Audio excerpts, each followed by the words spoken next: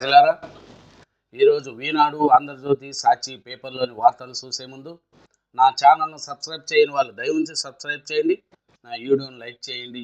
Thank you very much. నా channel ఇన్ని రోజులు ఆదరించినందుకు ప్రతి ఒక్కరికి పేరు పేరున నమస్కారం చేసుకుంటూ, అలాగే నా ఛానల్ దయవుంచి సబ్స్క్రైబ్ చేయని వాళ్ళు దయవుంచి సబ్స్క్రైబ్ చేయండి. Thank you. ఈరోజు పేపర్లోని వార్తలు ముఖ్యంగా చూసుకుంటే, పరిహారం ఉదారం, రైతులకు వీలైనంత ఎక్కువ మొత్తం అందాలి. ఈ విషయంలో కలెక్టర్లు సర్వసూపాలి. త్రిపుల్ భూసేకరణ త్వరగా పూర్తి చేయాలి. దీనికోసం ప్రజాప్రతినిధులు రైతులతో చర్చించండి. దక్షిణ భాగం అలైన్మెంట్ చేయించండి. అటవీ పర్యావరణ సమస్యల పరిష్కారానికి ప్రత్యేక అధికారులు. అండర్ పాస్ల నిర్మాణానికి ముందు జాగ్రత్తలు తీసుకోండి. 3 ఏళ్లలో విధానంలో రోడ్లు పూర్తి కావాలి. రేవంత్ రెడ్డి గారు సీఎం గారు అదే అంటున్నారు. త్రిపుల్ ప్రాజెక్టు రింగ్ రోడ్డు ఉంది కదా, అది వీలైనంత తొందరగా ప్రజాప్రతినిధులు చర్చించండి, దాన్ని స్టార్ట్ చేయండి. అలాగే పర్యావరణ సమస్యలు కూడా అది అధికారులతో మాట్లాడి వాటికి కూడా పర్మిషన్ తీసుకొని త్రిపుల్ స్టార్ట్ అవ్వాలని మన రేవంత్ రెడ్డి గారు చెప్తున్నారు. హైదరాబాద్కు మల్లన్న సాగర్ నీళ్లు 20 టీఎంసీల తరలింపునకు జలమండలి ఆమోదము. గ్రేటర్ హైదరాబాద్లో గోదావరి ఫేజ్ 2 ప్రాజెక్టుకు ఓకే. మంజీరా పాత లైన్ స్థానంలో కొత్త పైప్ లైన్ నిర్మించండి. కేంద్రం నుంచి నిధులు తెచ్చుకునేలా డిపిఆర్ సీఎం. రాష్ట్ర ఏర్పాటు తర్వాత తొలిసారి జలమండలి బోర్డు భేటీ. గ్రామీణ రోడ్లకు 1000 కోట్లు నెల విడుదల. అధికారులకు ముఖ్యమంత్రి రేవంత్ రెడ్డి ఆదేశాలు. చూడండి, హైదరాబాద్కు మల్లన్న సాగర్ నీళ్లు వస్తాయంట. అలాగే మంజీరా పైప్ లైన్ కూడా కొత్త పైప్ లైన్ వేస్తామని రేవంత్ రెడ్డి గారు అంటున్నారండి.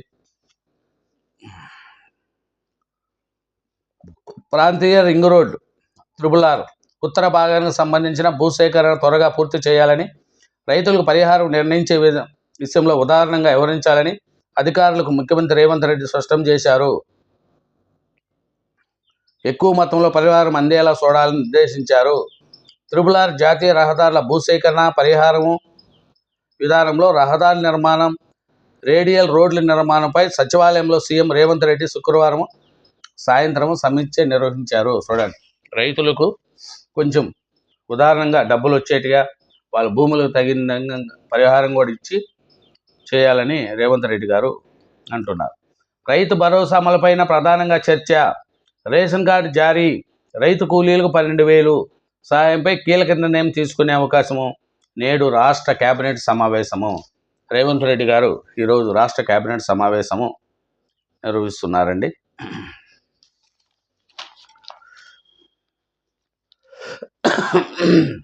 బరి తెగింపు, అయ్యప్ప సొసైటీలోని 100 అడుగుల రోడ్లు నిర్మాణంలో ఉన్న అక్రమ కట్టడం.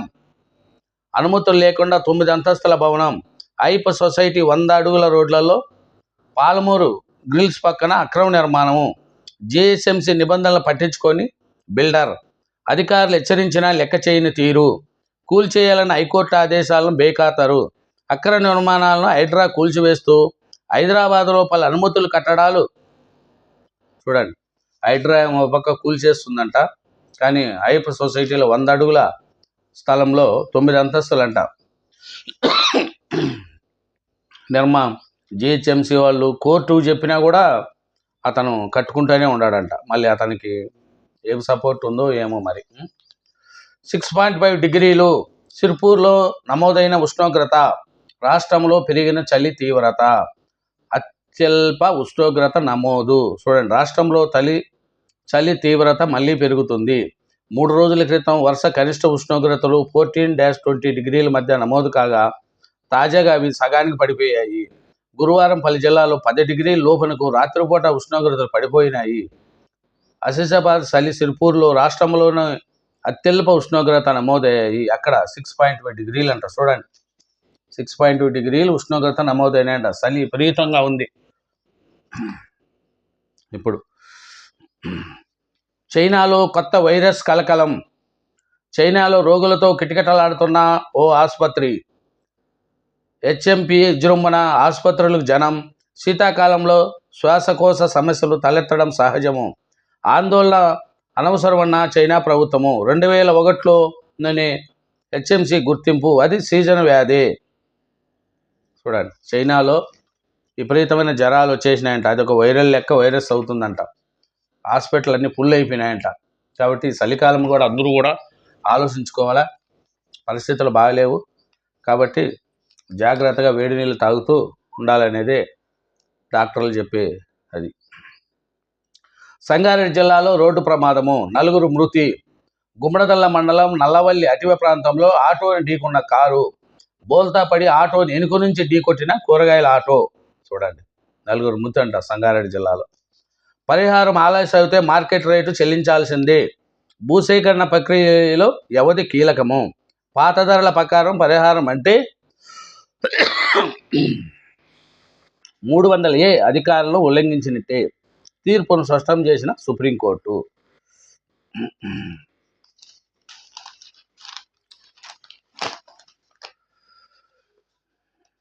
ఇతర రాష్ట్రాల్లోనూ తెలంగాణ విద్యుత్ ప్లాంట్లు, హిమాచల్ ప్రదేశ్లో జల, రాజస్థాన్లో సోలార్ ప్లాంట్లు, ఆయా రాష్ట్రాలతో కలిసి సంయుక్త భాగస్వామ్యంతో ఏర్పాటు వచ్చిన కరెంటు ఛార్జీలు పెంచబోము. బట్టి విక్రమార్క గారు ఒకటే మాట చెప్పారు, ఇతర రాష్ట్రాల్లో కూడా ప్రాజెక్టులు పెడతాము విద్యుత్ ప్లాంట్లు, కానీ కరెంటు ఛార్జీలు పెంచము అంటారు. అది మంచిది, పేద ప్రజలకు అది మంచిదే.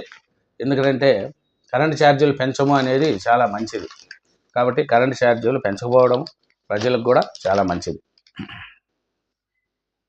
కేరళలో అయ్యప్ప స్వాముల బస్సు బోల్తా, డ్రైవర్ మృతి, 6గురికి తీవ్ర గాయాలు. చూడండి, మదన్నపేట ఉప్పరిగూడకు చెందిన అయ్యప్ప స్వాములు ప్రయాణిస్తున్న బస్సు కేరళలోని శబరిమల సమీపంలో ఘాట్ రోడ్లో బోల్తా పడింది. ఈ ప్రమాదంలో బస్సు డ్రైవర్ మృతి చెందగా 6గురికి తీవ్ర గాయాలయ్యి. చూడండి, మార్గదర్శి కేసులో కౌంటరు సమర్పించిన ఏపీ, తెలంగాణ.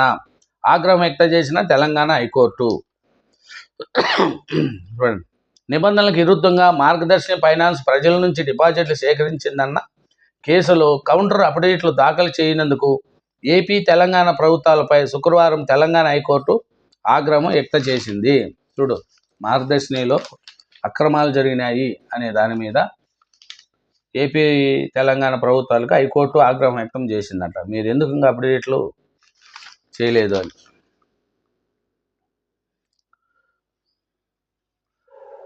ఓట్ల గణం, సీట్లు సగం.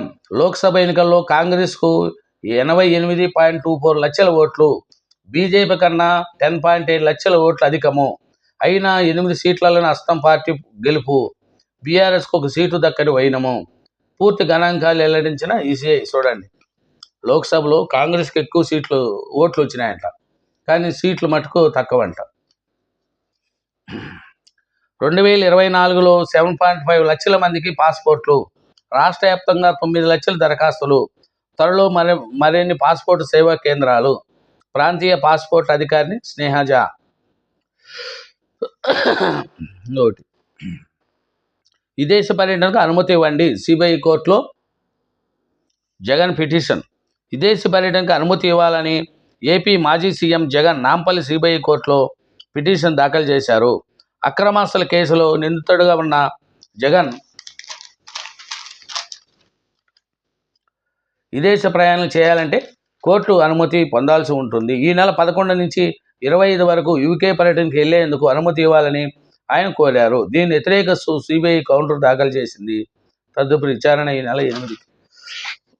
చూడండి, జగన్ గారు విదేశ పర్యటన అంటే యూకే వెళ్ళడానికి కోర్టు పర్మిషన్ అడిగితే సిబిఐ వాళ్ళు ఇవ్వద్దని చెప్పారంట.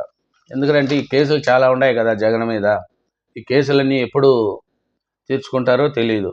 అక్రమంగా సంపాదిస్తే ఈ కేసులతో ఇది అలాగే ఉంటుంది. డబ్బులు ఉన్నాయి కాబట్టి కొట్టకపోతున్నారు. ఇన్ని కేసులు ఉన్నాయి కానీ జగన్ గారి మీద యాక్షన్ తీసుకునే వాళ్ళు సెంట్రల్ గవర్నమెంట్ కూడా యాక్షన్ తీసుకోవట్లేదు. అదే పేదవాళ్ళు ఇమీడియట్లీ యాక్షన్ తీసుకుంటారు. ఏం చేస్తావు మరి, ప్రజలు ఉంది. సాధికారత జరిగితేనే వికసిత్ భారత సహకారము. తెలంగాణ పోలీసు దేశంలోనే ఆదర్శంగా నిలవాలి. దీక్షత్ ప్యారడైడ్లో డీజీపీ జితేందర్ ఐటీ నుంచి కానిస్టేబుల్గా ఎదిగారంట. ఉద్యోగస్తులు చాలామంది ఐటీ ఉద్యోగులు కూడా కానిస్టేబుల్గా వస్తున్నారంట.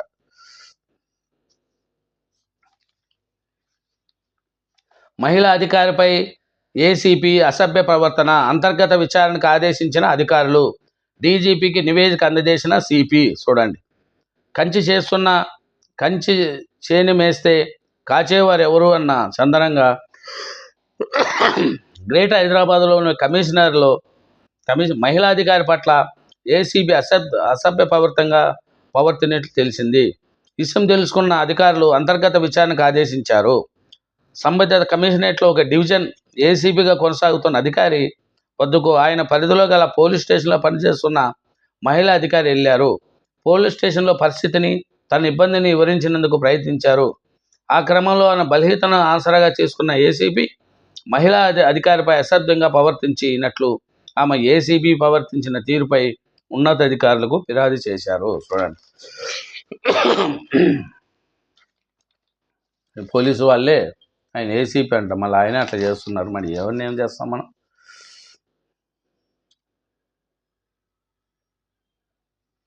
ఆన్లైన్ డ్రెస్ ఆర్డర్ చేస్తే బురిడీ కొట్టించి 1.3 లక్షలకు టోకరా. చూడండి, ఆన్లైన్లో డ్రెస్ ఆర్డర్ చేసిన మహిళను సైబర్ నేరగాళ్లు మోసం చేసి ఆమె ఖాతా నుంచి 1.3 లక్షలు కాజేశారు.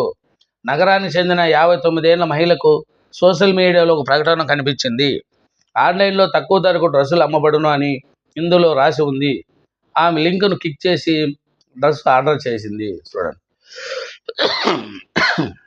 అట్లా ఆన్లైన్లో చాలా మోసాలు జరుగుతున్నాయి. జాగ్రత్తగా ఉండాలనేది పోలీసు వాళ్ళు కూడా అందరూ అదే చెప్తున్నారు. ఇదేనండి ఈరోజు వార్తలు.